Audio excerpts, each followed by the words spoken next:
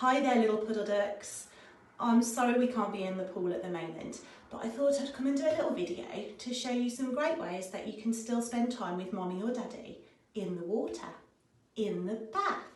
Okay, it's a great opportunity to spend some time together with your little one, get great skin to skin contact and lovely bonding too. So a lovely way to pop your baby when you're in the bath together is reclined on your knees, because it supports their head and neck and they can see your face. So it means you can have lots of eye-to-eye contact and lots of smiles for them.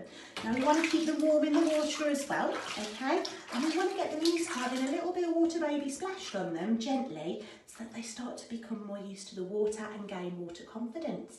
You can also sing some little songs. Shall I do a couple for you? Okay. I hear thunder, I hear thunder, hark don't you, hark don't you. Pitter-patter raindrops, pitter-patter raindrops, I'm wet through, so are you. I love you, I love you, I love you from your top to your toe, with a tickle on your tummy and a tickle on your chin, splashing in the water, learning to swim.